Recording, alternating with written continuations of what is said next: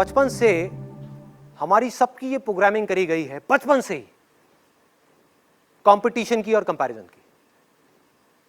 School में competition, घर में कंपटीशन, भाई बहन का आपस में कंपटीशन। वो बहुत अच्छा है पढ़ाई में, तू बिल्कुल बेकार है। वो कितना अच्छा खेलता है, तू क्यों नहीं खेल पाता। वो कितना अच्छा दिखता है, तू इतनी अच्छी क्यों नहीं दिखती। कंपटीशन एंड कंपैरिजंस, इससे हुआ क्या, हमारे माइंड की प्रोग्रामिंग हो गई। हम चाह करके भी इस दुनिया को बिना किसी कंपटीशन के, बिना अपने आप को किसी और से कंपेयर किए देख ही नहीं सकते। या तो हम किसी को अपने से कंपेयर करेंगे, उसको अपने से ऊपर बिठा देंगे, या उसको अपने से नीचे गिरा देंगे। इस प्रोग्रामिंग को अगर तोड़ना है तो एक सवाल को बीच में लगाना ही होगा, उसके बिना ये प्रोग्रामिंग नहीं टूट सकती। आप ऑटो पायलट पे चलते ही चले जाओगे, फंसते ही चले जाओगे, आपको समझ ही नहीं आएगा कि मेरी प्रॉब्लम्स की जड़ क्या है। आपके पास में एक छोटी गाड़ी है, आपने देखा कि आपका जो पड़ोसी है उसके पास में भी छोटी गाड़ी थी, अब वो एक बड़ी गाड़ी ले आया। आपके पास में सेंट्रो है, वो होंडा सिटी ले आया। आपका बहुत खास दोस्त है, वो भी इंजीनियर है, आप भी इंजीनियर हो, दोनों एक तरह का काम करते हैं। अब जब भी आप उसकी गाड़ी को देखोगे तो क्या होगा, कंपैरिजन आएगा कि उसके पास में ये है, मेरे पास में ये नहीं है। तो आपके अंदर एक डिजायर उठेगा उस लेवल पे, बल्कि डिजायर नहीं, सबसे पहले एक विश उठेगी कि काश मेरे पास भी एक ऐसी बड़ी गाड़ी हो। अब ये विश धीरे धीरे जैसे जैसे आप उसकी गाड़ी को देखते चले जाओगे, उसके बारे में सोचते चले जाओगे, ये डिजायर बन जाएगी। अब देखो ये डिजायर किस तरीके से फंसाएगा आपको, कि आपने उसके वो गाड़ी देखी और आपके अंदर डिजायर उठा कि मुझे ये गाड़ी चाहिए, बड़ी गाड़ी चाहिए, और आपका दिमाग चलना शुरू हो गया, माइंड में इमेजिनेशंस आनी शुरू हो गई कि मुझे चाहिए चाहिए चाहिए चाहिए चाहिए। आपने रास्ते निकालने शुरू कर दिए, इन डिजायर्स के अकॉर्डिंग माइंड ऑटोमेटिकली रास्ता निकालता है कि अब ये कैसे मिल सकती है, जल्दी से जल्दी ये कैसे मिल सकती है। उस वक्त हमको और कुछ दिखाई नहीं दे रहा होता, कुछ और चीजें समझ नहीं आ रही होती। और हुआ क्या कि आप गए और कुछ महीने बाद जा करके एक गाड़ी खरीद करके ले आए, फाइनेंस करा ली। आपकी इतनी कैपेसिटी नहीं है उस गाड़ी को अफोर्ड करने की, लेकिन डिजायर बहुत स्ट्रांग था, तो उसने वो करवा दिया काम आपसे। अब जैसे ही आपने फाइनेंस कराई, आपकी जो सेविंग्स थी वो भी उसमें लग गई, प्लस मंथली इंस्टॉलमेंट्स बन गई। आपकी सैलरी का एक बहुत बड़ा हिस्सा 20% या 30% उस इंस्टॉलमेंट में जाने लग गया। सोचो अगर आपके बॉस को इसके बारे में पता लग गया तो वो क्या कर सकता है। उसको ये समझ आ जाए कि आपके अंदर इस गाड़ी को खोने का डर है कि अगर किसी वजह से मेरी ये गाड़ी मेरे हाथ से चली गई तो मैं क्या करूंगा, इस सोसाइटी में जाकर के कैसी अपनी शक्ल दिखाऊंगा लोगों को। छोटी गाड़ी में आ गया वापस से बड़ी गाड़ी से, तो उस गाड़ी से आपको इतनी अटैचमेंट हो गई, उस पर किसी ने स्क्रैच मारा तो लड़ाई झगड़ा, कुछ भी हुआ तो प्रॉब्लम। हम चिपकते ही चले जा रहे हैं उस गाड़ी से, और उस चिपकने की वजह से क्या हुआ, उस डिजायर की वजह से क्या हुआ, अब आप पूरे के पूरे ट्रैप में फंसते चले जाओगे। ये मैंने एक गाड़ी का एग्जांपल लिया है, ऐसे और बहुत सारे एग्जांपल्स हैं। और हुआ क्या कि जैसे उस बॉस को ये समझ आया कि अब आप इस नौकरी को छोड़ना अफोर्ड नहीं कर सकते, अगर आपने छोड़ी तो आपकी इंस्टॉलमेंट्स इतनी ज्यादा है इस गाड़ी की, क्या प्रॉब्लम में आ जाओगे। तो अब वो बॉस क्या बोलेगा आपको कि आपको डेली 2 से 3 घंटा ओवर टाइम करना है। क्या आप मना कर पाओगे? यस और नो? नहीं कर सकते। आप फंस गए हो और आप इस चीज को समझ ही नहीं पाओगे आप फंसे किसकी वजह से हो। आपके अंदर एक डर पनपेगा कि अगर मैंने जॉब छोड़ दी और 3-4 महीने तक मुझे कहीं और जॉब नहीं मिली तो मेरा क्या होगा, ईएमआई कहां से दूंगा, मेरे घर के खर्चे कहां से निकलेंगे, ये कैसे होगा, वो कैसे होगा। फंसते चले गए।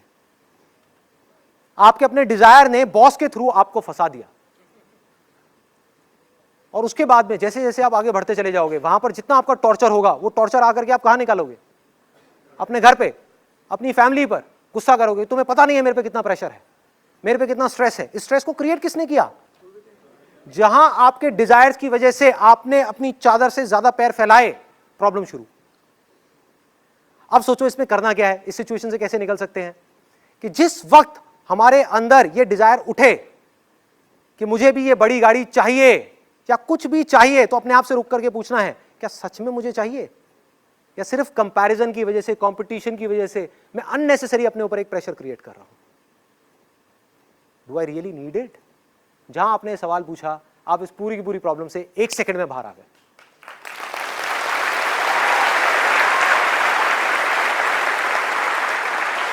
आपकी इंटेलिजेंस बीच में आ गई, वो आपको बचा सकती है। डिजायर को उठने से पहले ही आपने खत्म कर दिया। आपने कहा मुझे गाड़ी नहीं चाहिए, मुझे आजादी चाहिए, आई नीड फ्रीडम, कि अगर मुझे उस जॉब में मजा नहीं आ रहा और मुझे लात मारनी पड़े उस जॉब को, तो मैं 1 सेकंड भी ना लगाऊं, लात मार दूं। मुझे एक स्ट्रेस फ्री लाइफ चाहिए, मुझे एक टेंशन फ्री लाइफ चाहिए, इन सब में कोई ट्रैप नहीं है। जहां हम चीजों से जाकर के जुड़ गए वहां पे ट्रैप ही ट्रैप है, सारी की सारी प्रॉब्लम्स है। करना क्या है उस सिचुएशन में? उस गाड़ी को छोड़ना है। क्या प्रॉब्लम है? गलती कर दी, गाड़ी ले ली बड़ी, बेच दो, छोटी गाड़ी ले लो, सारी प्रॉब्लम सॉल्व। लेकिन हमारा दिमाग कभी इस डायरेक्शन में जाएगा ही नहीं। सारा का सारा जो खेल है वो मन का है। मन है प्रॉब्लम। लोग कर क्या रहे हैं? अपने मन की सुन रहे हैं, मन से प्यार कर रहे हैं, भगवान से डर रहे हैं। करना क्या है? इसका उल्टा, भगवान से प्यार करना है और मन से डरना है।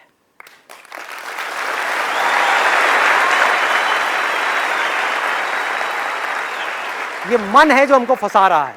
ध्यान से पकड़ो। बीमार हो गए, ये मत सोचो कि बीमार हो गए और जाकर के भगवान के सामने बैठना है। ये सोचो कि मैं बीमार क्यों हुआ। क्योंकि जब मैं किसी शादी में गया या जब जाता था कहीं पर भी, तो इतना सारा खाना देख करके मुझसे रहा नहीं जाता था। मेरा मन करता था कि मैं सब कुछ खा लूं। तो हमने क्या किया? अपने पेट की भूख को मिटाने की बजाय अपने मन की भूख को मिटाने की कोशिश करी, जिसकी भूख कभी मिट ही नहीं सकती।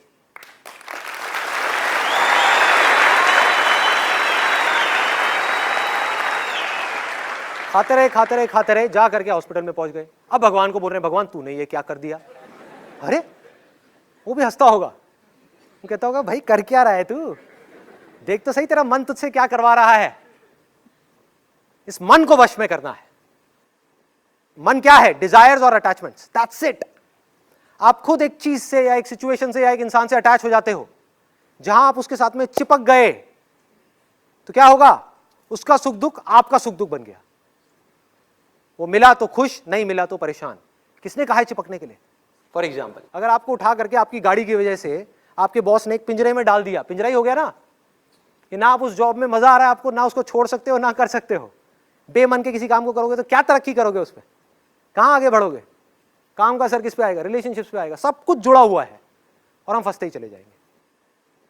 हमें बनने के डिजायर्स पैदा करने हैं कि मुझे कुछ बनना है, जो भी मैं आज हूं उससे बेटर बनना है। मैं एक पेंटर हूं तो मुझे एक बेटर पेंटर बनना है, मुझे और चाहिए। ये खतरनाक डिजायर है।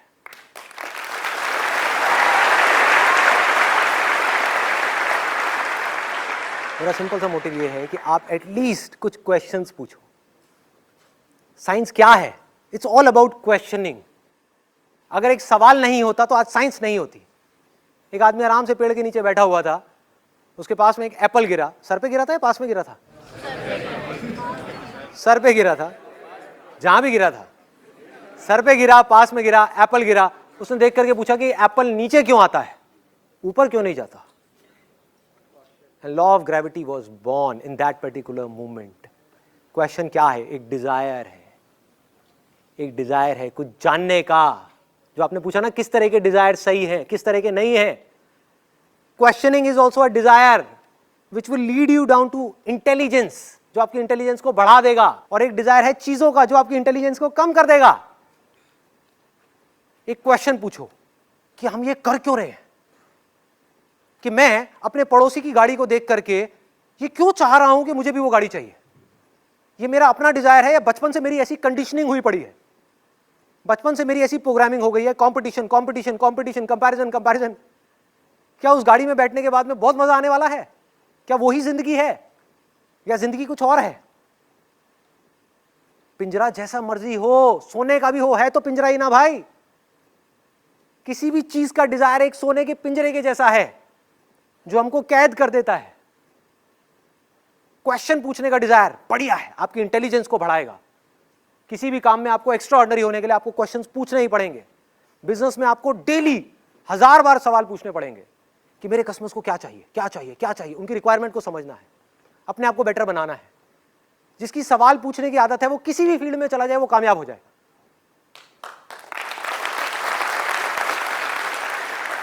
उसको कोई रोक नहीं सकता। सपोजिंगली 2 इंजीनियर्स हैं आईआईटी के अंदर, एक है जो सिर्फ रट्टा मार रहा है, एक है जो इस फंडे को समझ रहा है। जिसको फंडा समझ आ गया वो किसी भी प्रॉब्लम को सॉल्व कर सकता है, लेकिन जिसने रट्टा मारा वो सिर्फ एक ही प्रॉब्लम को सॉल्व कर सकता है।